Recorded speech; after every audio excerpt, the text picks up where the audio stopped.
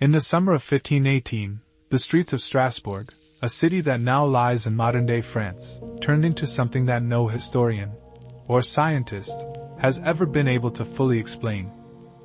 It began on a warm July morning, when a woman named Frau Troffea stepped out of her home and began to dance.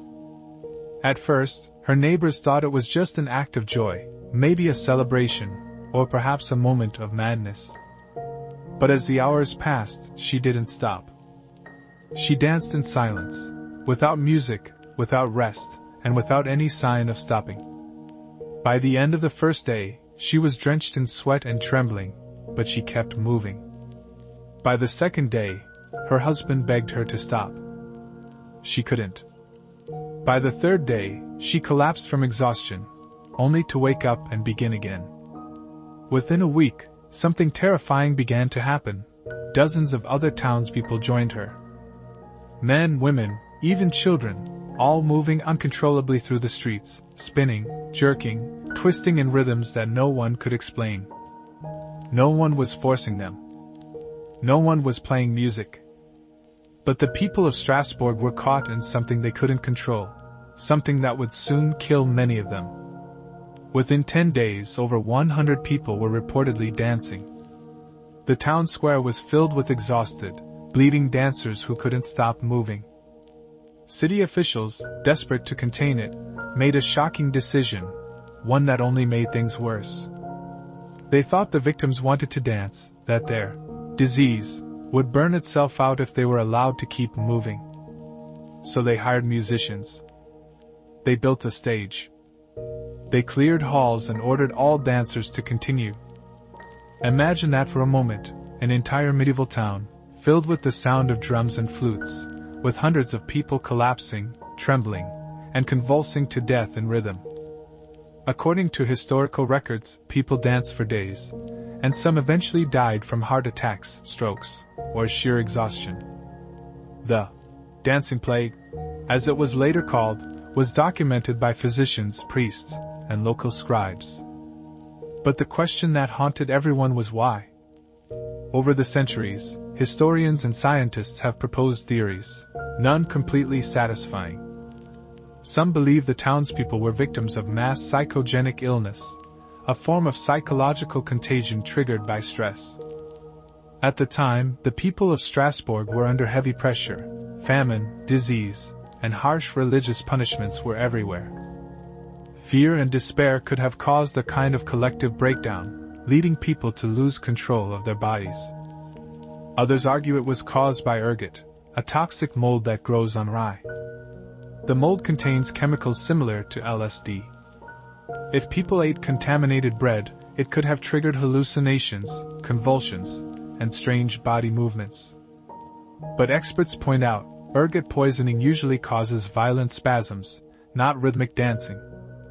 In 1518, Europe was deeply religious.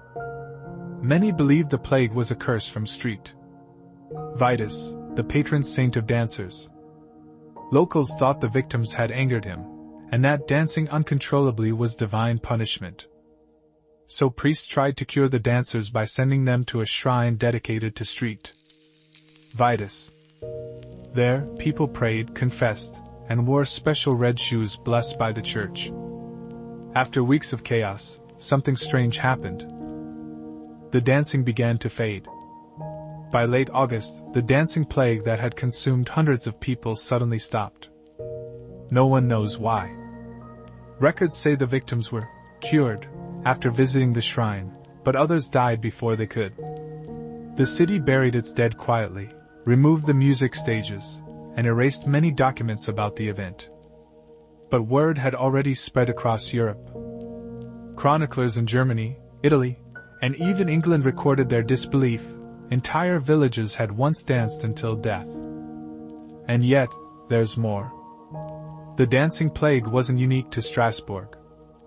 In the years before 1518, there had been smaller outbreaks, one in Aachen, 1374, and others across Germany and the Netherlands. Each time, the pattern was the same.